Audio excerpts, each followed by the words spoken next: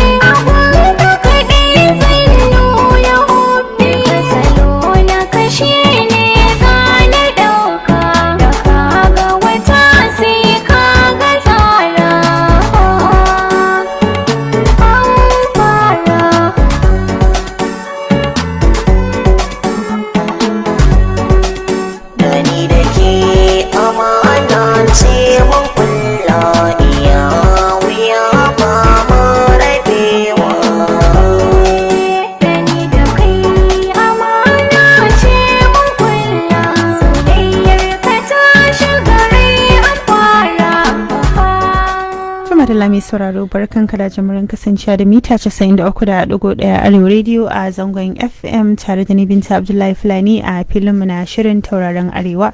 Muna tattaunawa da matashin mawakin Hausa mai suna Ali M Said kuma mun saurari wakarsa mai taken Amfara.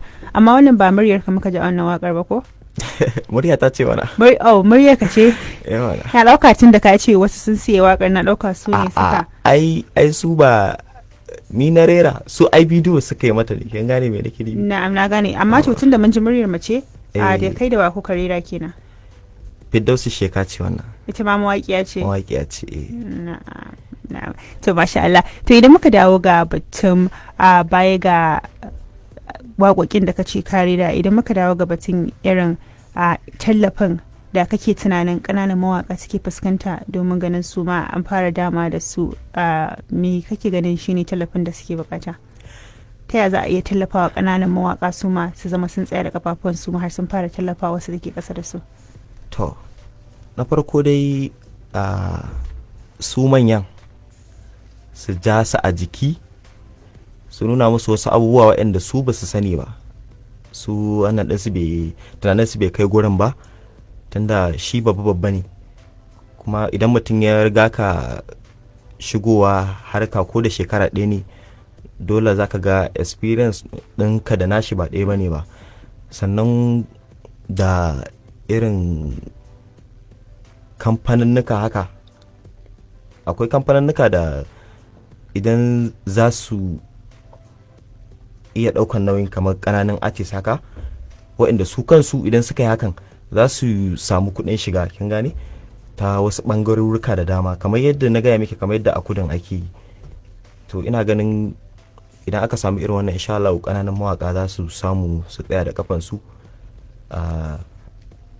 su samu tunani mai kyau ma wanda za su iya fitar da waƙoƙi masu ma'ana masu waɗanda za su ilmantar da mutane kuma su nishaɗantar da su yadda ya kamata. Na'am, kuma idan muka dawo ga irin waƙoƙi da kake yi ko kuma irin ƙoƙarin da kake wurin ganin ka tsaftace irin kalaman da kake amfani da su yayin da kake waƙa, shin wani irin matakai kake ɗauka?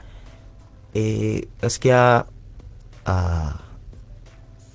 ni duk sanda na tsaya ma na fara tunanin zan yi waƙa ina duba wani abu a farko, ina duba misali daga family inda na fito, zan duba na gaya za a yi ba zan yi abin da zai ko taba mutuncin iyayena baka ko wajen saka abin da bai kamata ba a waka.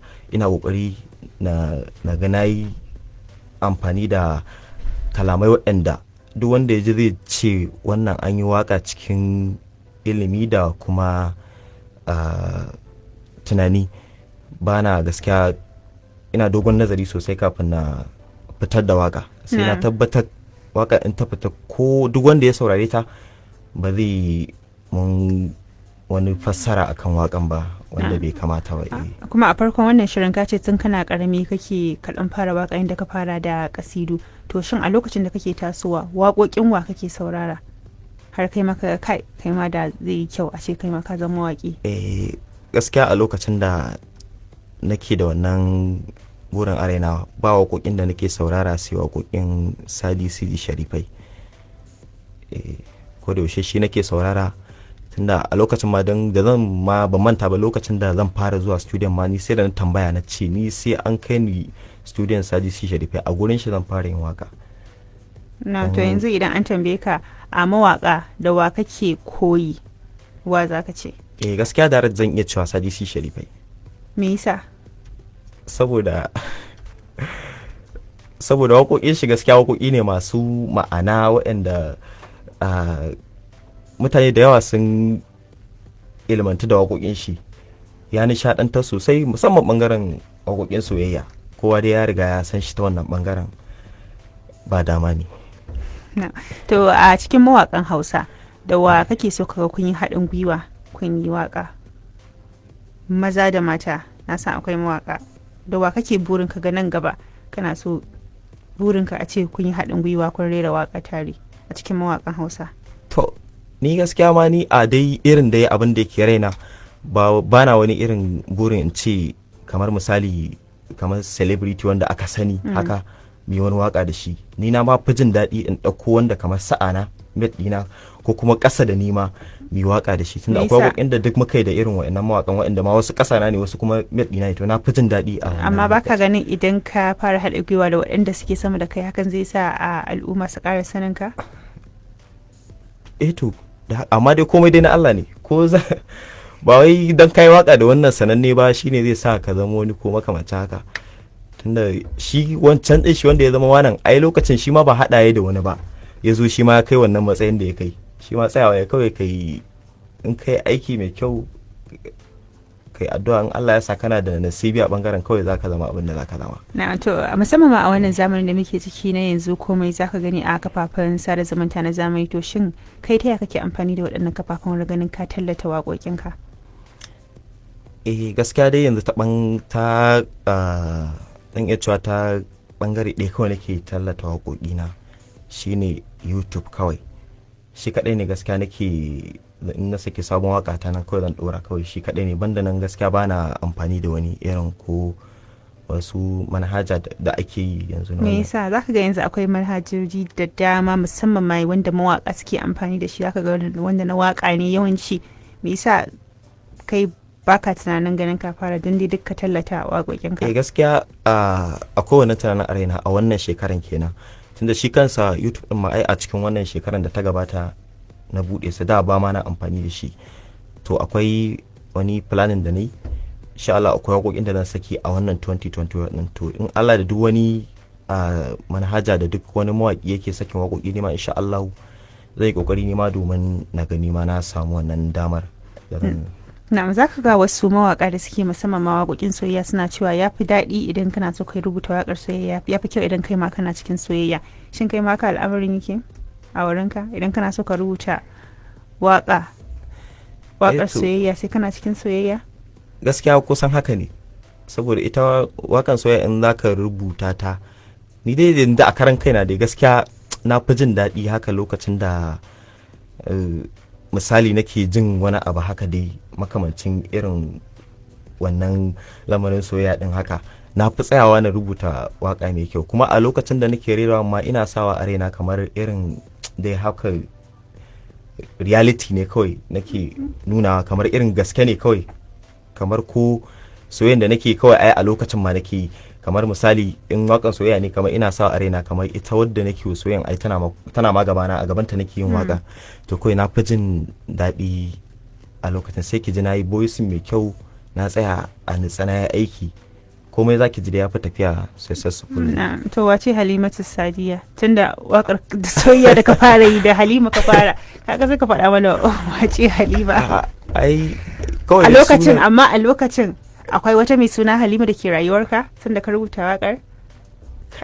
To ko dai kawai sunan lokacin, kawai dai sunan da yana burge ni, to a lokacin ma ai dan yaro ne ni fa karami, ai ban ma isa ma in ce ina son wata bai. Na za ka ga mawaka wasu akwai dan abubuwa da suke yi domin su dan kula da muryar su, tunda muryar ce wakar, to kai kamar akwai abubuwa da kake yi dan dai ka ga, dan zaka ga wasu ba sa shan ruwan sanyi, ba sa yin kaza, kai akwai abubuwan da kake yi domin kula da muryar ka? Gaskiya ni ba wani abin da nake sha domin wai ko gyaran murya ko kuma wani makamancin haka, kawai ni kawai duk sanda ma kawai na ga dama zan je ne voicing dina ko da wani lokaci ne, kawai dai na mafi dai irin ko ina voice in na ji murya na dan rikewa haka na sha ruwa kawai, amma bayan nan ba abin da nake ana amfani da shi gaskiya. Baya ga wakar ka mai taken an fara da kace wasu jarumai sun dan siye ta sun yi amfani da ita sun video, an taba sa wakar ka a cikin fim? A'a gaskiya ba a taba sa waka na a fim ba. Kuma kana ganin kana da burin ka ji an sa wakar ka a cikin fim, ko kawai duk wannan al'amuran ba su dame ka ba? To gaskiya ina da burin hakan, ko yanzu aka ce za a sa waka na a fim zan bada. To amma to wani kokari ka san lokacin wani abin sai kai kokari domin tabbatar da shi, wani kokarin kake domin tabbatar da haka? To gaskiya a yanzu dai muna tare da producers da daraktoci, to idan lokacin su da kansu ina da alaka da su, idan lokacin karban wakan naka yi in sun san wani wakan naka da kansu za su yi maka magana su ce ka ba mu wakan ka kaza za mu yi amfani da shi a guri kaza. Na kuma zaka ga wasu mawakan su ma suna dan shiga harkokin fim ana dama da su. To kai kana ganin nan gaba kai ma zaka iya shiga harkar fim a dama da kai? Ba wai ka zama mawaki ba, ko a matsayin jarumi zaka ga wasu suna ma zama su suna ma ba da umarni ko shiryawa, ko kai kana ganin nan gaba kai ma zaka so ka shiga harkar fim kai ma rika dama da kai? To gaskiya ina tunanin hakan, amma ba a matsayin jarumi ba. Me yasa ba a matsayin jarumi ba? Kawai me jarumai suka maka? Ba na son na raba hankali na ne a biyu. Kishi in ka zama jarumi busy, to ga busy na waka ga busy na wannan abubuwa sai su maka yawa. Amma ni na ma fit tunanin ma ina dai da sha'awan dai in zama mai bada umarni ne ma dai kawai.